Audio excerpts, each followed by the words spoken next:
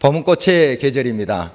목련, 개나리, 벚꽃, 또 진달래, 철쭉, 이루 헤아릴 수 없는 꽃들이 이곳저곳에서 피어나고 있습니다. 정말 반가운 손님들입니다. 해마다 들리는데 참 반가워요. 그런데 봄에 불청객도 있습니다. 황사인데요. 미세먼지를 동반한 그 황사는 화창한 봄의 향연을 시샘하듯이 또 방해를 하고 있습니다. 이제는 계절을 불문하고 찾아오는 손님입니다. 황사는 지구의 사막화로 인해서 더 심화되고 있다 하는 것을 우리가 잘 알고 있습니다. 어느 글에 보니까 매일 울릉도 크기의 2배, 그리고 잠실 주 경기장의 2000배 넓이에 이 지구가 사막화가 되고 있다 하는 겁니다. 매년이 아니고 매일 이렇게 진행되고 있다 하는 것입니다. 지구의 사막화는 기후변화와 인위적인 요인에 의한 것입니다. 특별히 우리 인간의 탐욕으로 인한 산림 훼손, 과도한 목축 및 경작, 그리고 무분별한 개발, 노천 채굴, 여러 이유로 지표수나 지하수가 고갈되어 가고 있다 하는 것을 저희들이 계속 듣고 있습니다. 다시 말씀드려 물이 말라가고 있다 하는 것입니다. 거대한 호수들이 쩍쩍 갈라진 바닥을 드러낸 채 허덕이고 있는 모습 우리가 보는 것이 하루 이틀이 아니죠. 물이 마르니 황폐와 사막화가 급속히 진전됩니다. 또 이 사막화는 기후변화에도 직접적인 영향을 준다고 그래요. 그래서 이 사막화가 강우량을 급격히 저하시킨다고 합니다. 그래서 이거 악순환의 계속입니다. 물이 없으니까 사막화가 가속화되고, 사막화가 되니까 또 비가 들어오게 되고 하는 지금 이러한 형국 속에 있습니다. 이러한 모든 것의 심각성을 좀 느끼면서 많은 부분에서 노력들을 하고 애쓰고 있습니다만은, 그러나 굉장히 우리 힘에 부치는 것을 보게 됩니다. 우리가 이러다가는 조만간 지구에 더 큰 재앙이 불어닥칠 것이다 하는 소리에 우리가 귀를 또 기울이고 있습니다. 이 모습을 바라보면서 우리 영혼도 마찬가지겠다 싶었습니다. 물이 마르면 사막화가 가속화되는 것처럼 우리의 삶에 눈물이 마르면 영적 사막화가, 황폐화가 가속화된다는 깨달음입니다. 사실은 지구의 황폐화보다 더욱 심각한 것이 이 영적, 정신적 황폐입니다. 인간의 탐욕이 지구의 사막화를 초래한다는 사실 우리가 잘 알고 있습니다. 바로 이 인간 정서적인 또 정신적인 또한 영적인 그 황폐화는 물이 없기 때문에 그래요. 눈물이 없기 때문에 그렇습니다. 눈물이 메말라가고 있습니다. 물론 여기에 눈물은 어떤 억울함에 의해서 절망적인, 또 하나님을 원망하는 그런 눈물이 아니고 우리의 실상을 주님 앞에 간절함으로 고백하면서 쏟아내는 그런 눈물이죠. 이 비도 우리에게 유익한 비가 있는가 하면 집중포우로 또 많은 재난을 또 가져다주는 비가 있듯이 우리의 눈물도 역시 그렇습니다. 어떤 것은 오히려 해악이 됩니다. 그러나 우리가 지금 주목하고자 하는 것은 우리의 심정을 하나님 앞에 간절히 진실되게 토해내며 쏟는 눈물입니다. 그리고 통에 자복하면서 주님 앞에 쏟아내는 그런 눈물을 말하는 것이죠. 이런 눈물의 회복이 필요하다는 것입니다. 그래서 우리는 이 눈물 부족의 심각성을 깨닫고 다시 한번 영적 깨어남이 우리들의 절실히 요청된다 하는 것에 천착하기를 원하는 것입니다. 오늘은 옛날 유다왕 히스기야의 눈물의 기도를 통해서 하나님께서 어떻게 그와 그의 나라를 살피시고 회복시켜 가셨는가 하는 것을 우리가 말씀을 통해서 나눠보고자 합니다. 그리고 저와 여러분의 삶에 눈물샘이 지금 말라가고 있는가, 아니면 아직까지 솟아나고 있는가, 제대로 그 샘물이 솟아나고 있는가 하는 걸 살펴보고 우리 영적 상태를 진단해 봤으면 좋겠습니다. 그래서 이 황폐화가 심각하다면 얼마나 큰 재앙이 초래할 것인가 하는 것까지 우리가 생각하면서 빨리 이 황폐화를 해소하는 방향으로 나가기를 원하는 것입니다. 유다 히스기야 시대에 그 나라 북방에 있는 큰 나라가 있었습니다. 아수르라는 나라인데 자꾸 침공을 합니다. 그래서 막 짓밟고 사람들 또 잡아가고 이런 일을 했습니다. 얼마나 안타깝습니까? 힘은 부족하고 늘상 당하기만 합니다. 이런 상황 속에서 히스기야 왕은 지도자로서 오직 한 가지 선택밖에 할 수가 없었어요. 힘이 너무 부족하니까. 다른 묘책을 강구해 볼 수 있는데 지금 그럴 형편도 아닙니다. 그 한 가지 방법이 무조건 하나님 앞에 가서 그냥 울부짖은 거예요. 기도하는 것입니다. 눈물로 기도해요. 그때마다 하나님께서 힘이 부족한 그 나라를 다시 일으켜 주시고 그 모든 적군들로부터 보호해 주시는 것을 우리가 성경을 통해서 볼 수가 있습니다. 이 히스기야 왕은 그 당시 선지자는 이사야인데 이사야에게 꼭 기도 부탁을 합니다.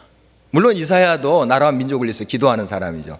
그러나 또 왕이 또 간곡히 부탁합니다. 그리고 백성들에게 또 기도하자고 이렇게 한 사람이 이 히스기야 왕이에요. 유다 왕 한 20여 왕이 되는데 역사상 그 중에 히스기야 왕이 참 훌륭한 왕입니다. 물론 실수도 해요. 하지만은 그러나 그가 훌륭한 점은 자기의 실수를 알고 또 하나님께 가서 회개하고 통회하고 이런 위급한 상황 속에서 이런 문제 속에서 오직 하나님만 붙잡았다는 사실이에요. 하나님께 통곡하면서 하나님께 부르짖었다는 사실이 그의 위대함인 것이죠. 오늘은 히스기야 왕이 죽을 병이 들었습니다. 참 훌륭한 왕인데 이런 병이 걸릴 수가 있죠. 그래서 이사야 선지자를 통해서 죽는다. 그러므로 주변을 잘 정리해라 하는 이야기를 듣게 되자 그가 또 선택한 것이 기도입니다. 오늘 말씀 2절 말씀을 보면은 히스기야가 낯을 벽으로 향하고 여호와께 기도하여 이르되 여호와여 구하오니 내가 진실과 전심으로 주 앞에 행하며 주께서 보시기에 선하게 행한 것을 기억하옵소서 하고 히스기야가 심히 통곡하더라. 지금 히스기야가 병들어서 죽게 되고 그런 가운데 하나님 앞에 통곡하는 그 시점이 아수르 왕 사네립이 죽은 후인지 전인지 그건 잘 알 수가 없습니다. 물론 이 성서 기록상 그 앞장에 아수르 왕 사네립이 자기 두 아들에 의해서 살해당해요. 이 유다를 괴롭혔던 그 아수르 그 왕이 그렇게 해서 죽어요.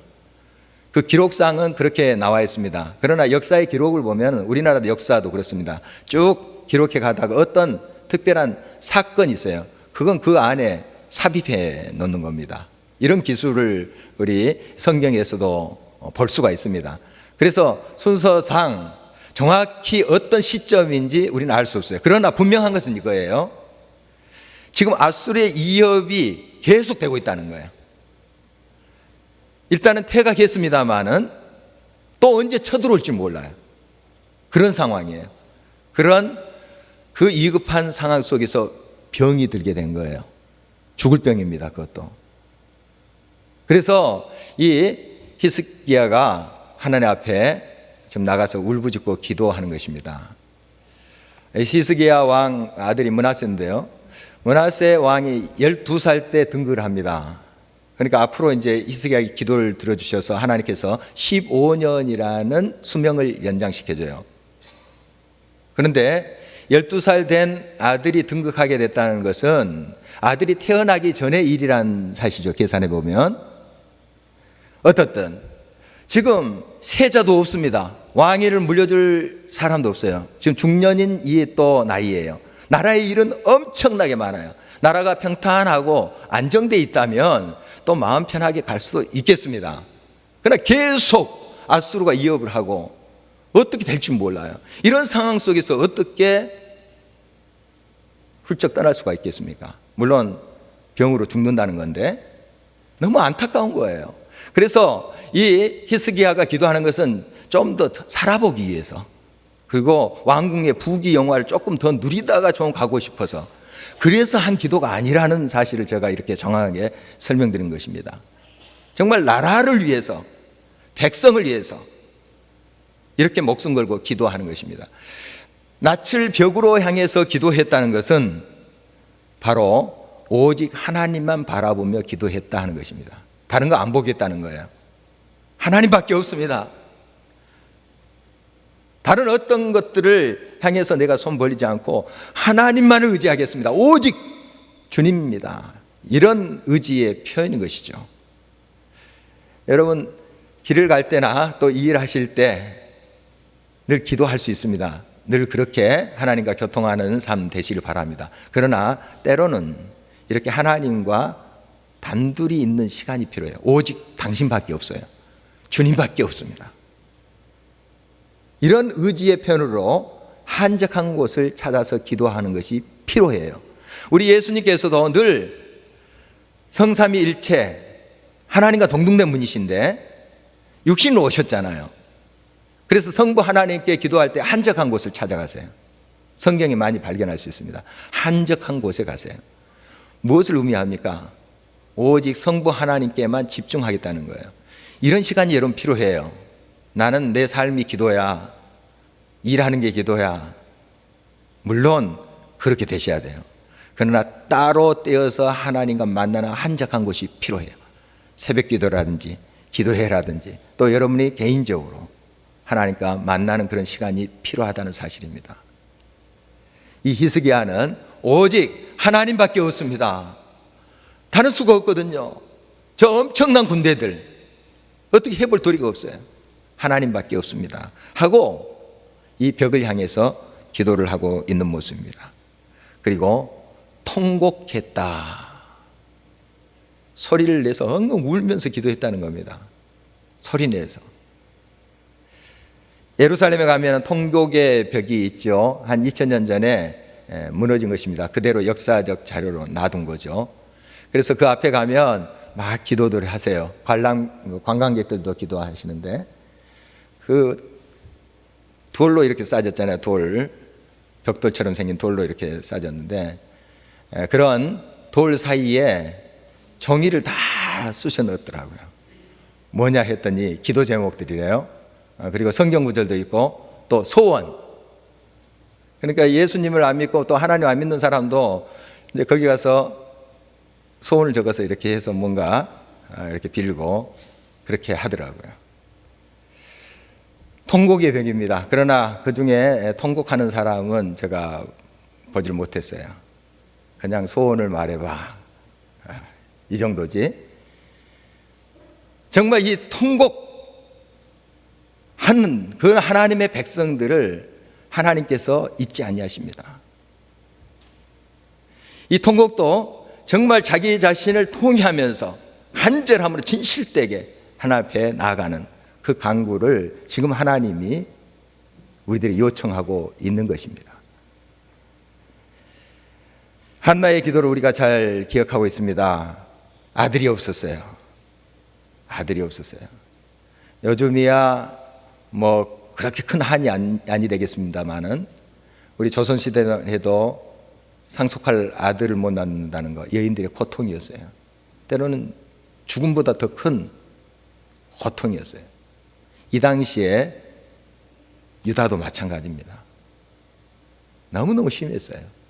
그러니까 그게 얼마나 큰 고통인지 실로 성소에 와서 막 통곡하면서 기도했어요. 대낮인데 통곡하면서 막 소리 지르면서 기도한 거죠.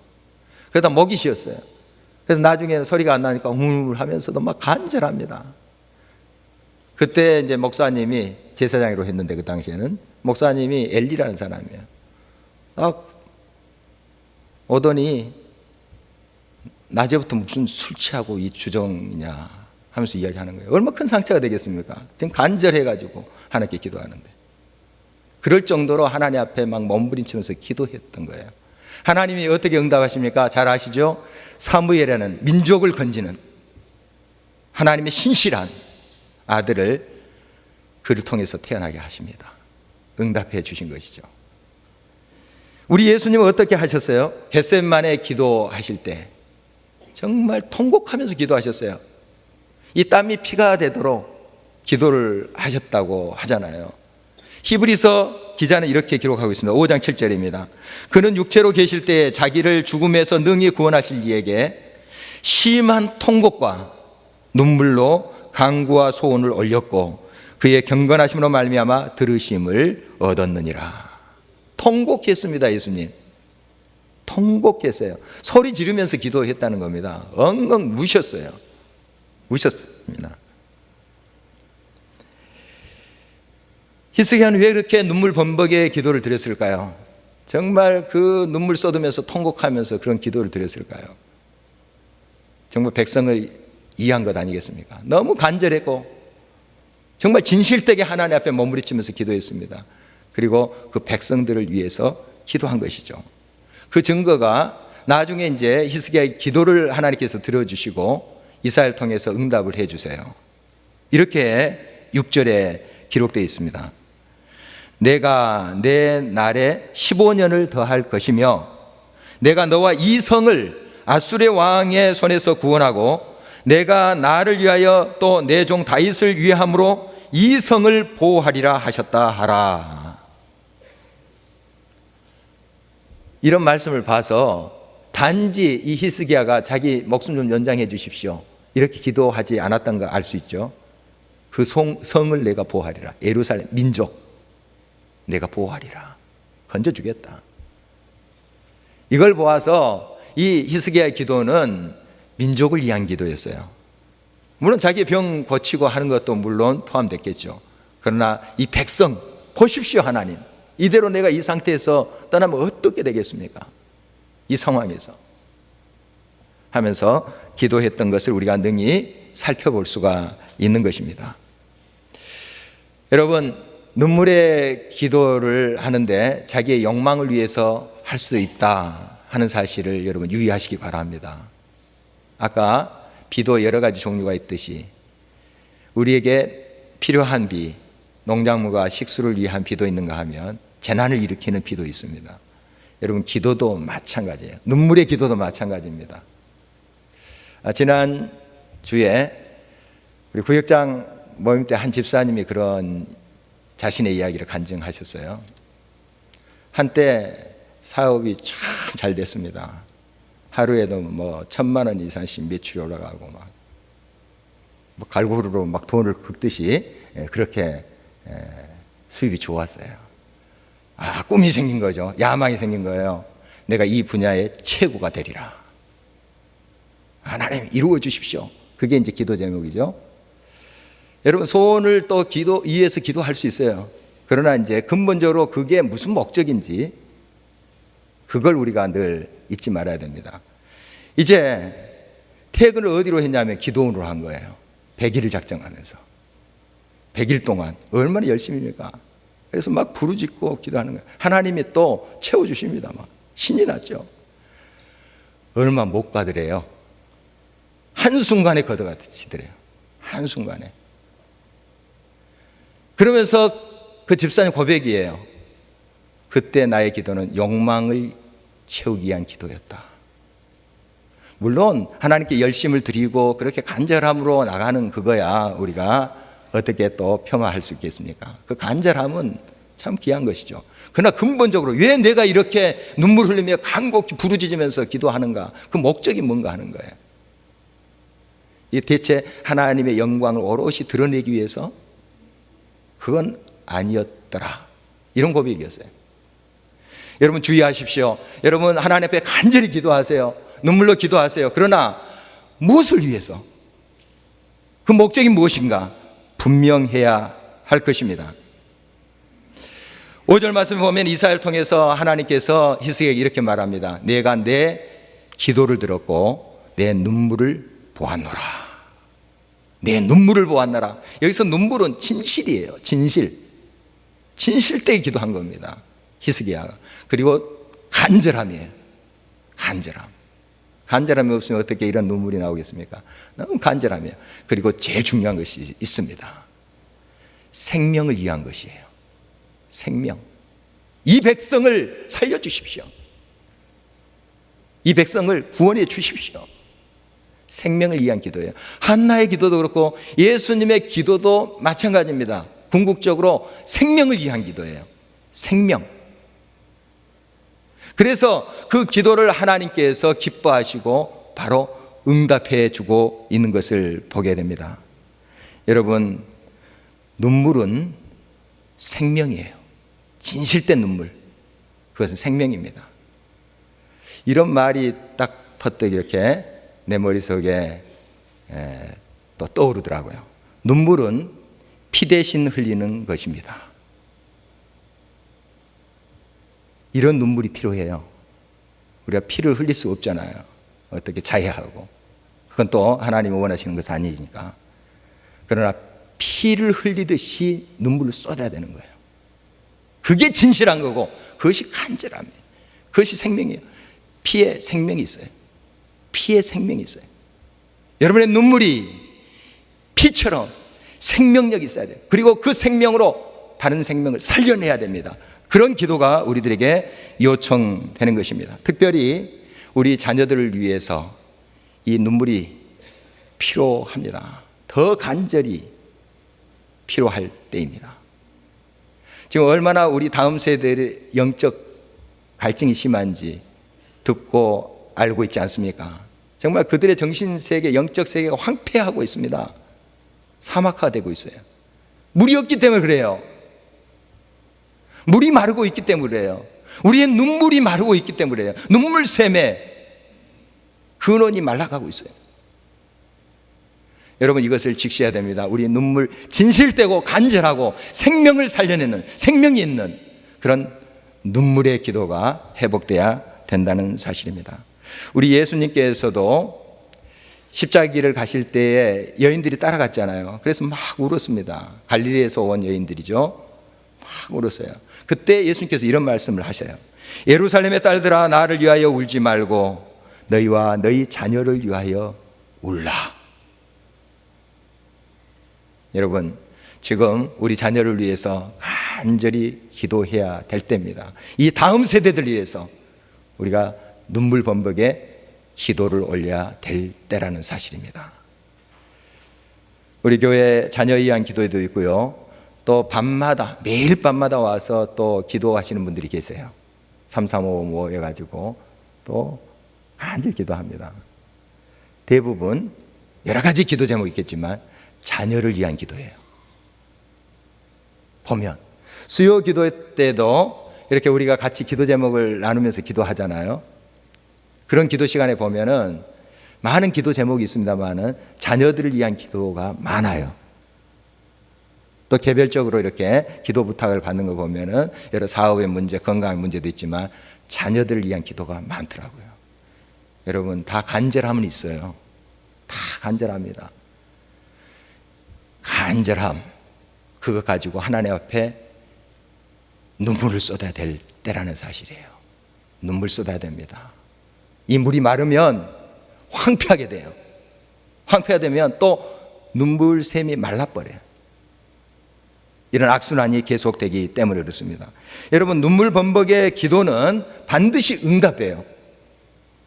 진실되고 간절하고 생명을 지향하기 때문에 하나님께서 기뻐하시고 반드시 응답하십니다. 그래서 오늘 말씀에 보면은 이사야가 응답을 먼저 받아요. 기도는 히스기야가 하는데 이사야를 통해서 또 하나님 말씀하세요. 지금 이사야도 계속 같이 기도하고 있다는 뜻이죠. 이사야에게 말씀하세요. 성의 중간에 가운데 이르기 전에 하나님께서 말씀하셨다. 이 표현은 뭐냐 하면은 바로 히스기야가 기도하기 시작할 때 바로 응답을 주어버린 거예요. 그런 뜻입니다.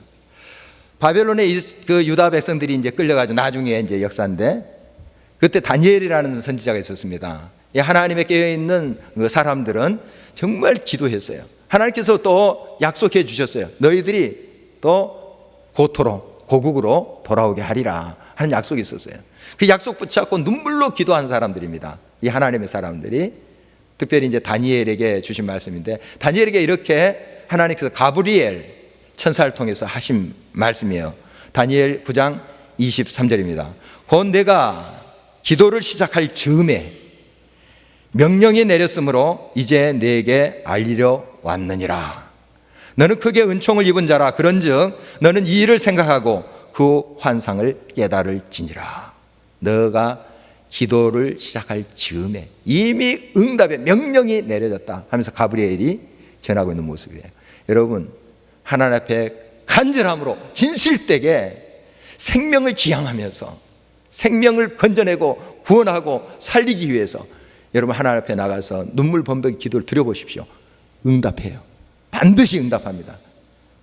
물론 때로는 어떤 과정 속에 고통의 그 순간이 있을 수 있어요. 그러나 반드시 응답됩니다. 여인이 생명을 잉태하고 이제 해산하게 되잖아요. 해산의 고통이 얼마나 큽니까? 그러나 그 과정을 통하면 생명을 우리가 안게 되잖아요. 그런 과정들이 필요할 때가 있습니다. 하나님께서 그렇게 인도하실 때가 있어요. 그러나 여러분 포기하지 마십시오. 그 고통 속에서 끝까지 하나님은 지금 예비하시고 응답하시고 함께 하신다는 것을 알고 끝까지 하나님을 바라보시기 바랍니다. 반드시 응답하세요. 이제 하나님께서 이사야를 통해서 이제 고치시기 시작하는데요. 이 히스기야에게 이제 무화과 반죽 그것을 바릅니다. 상처가 있다고 오늘 성경에 나와 있는데 이 속병도 있었고 죽을 병인데 또 밖에도 어떤 그런 상처들이 나 있었나 봐요. 그러니까 이제 몸이 아주 험악하게 돼 있는 상태죠. 그 상처에 무화과 반죽을 이제 바른 거예요. 이 당시에 이제 민간 치료요법에 이런 것들이 무화과 반죽을 으깨 가지고 바르고 했다는 기록이 있습니다. 그래서 그 무화과 반죽을 바른 것으로 보여지는데 사실 그 자체로만 효험이 있어서 나은 것은 아니에요. 도움은 될지 모르지만 야고보서 5장 말씀에 보면은 너희가 기름을 바르고 기도해라. 환자를 위해서 기도할 때 그런 표현도 나옵니다. 그 기름 그 당시에 이제 뭐 연고가 될 수 있고 뭐 또 소독약이 될 수 있습니다. 그렇게 이제 역할을 하지만 그 자체로 그 모든 병이 나은 것은 아니에요. 믿음으로 하나님 말씀에 순종해서 그대로 행한 거예요. 하나님이 고치신 거예요. 그래서 여러분 병들 때 이런 약들이 필요합니다. 나는 하나님만 믿어. 오직 하나님. 병원에도 안 가고 수술도 안 받고. 그건 믿음이 아닙니다. 무화과 반죽 바르셔야 돼요. 바른데 이것만 가지고 내가 병이 고쳐진다 이렇게 하지 말라는 거예요. 하나님께서 또 그런 것을 통해서 역사하시면 결국 모든 질병 또 치명적인 것은 하나님이 고치신다 하는 믿음을 가져야 돼요. 하나님을 바라보십시오. 하나님을 붙잡는 것입니다. 이제 히스기야는 믿음과 기도의 사람이었죠. 그래서 무화과 반죽을 딱 바르니까 딱 나았습니다. 그런데 이제 겉보기에는 건강한 것처럼 보였어요. 그러나 속병은 알 수가 없잖아요, 아직까지. 그래서 표징을 구합니다. 어떻게 내가 다 나은 것을 알 수 있습니까?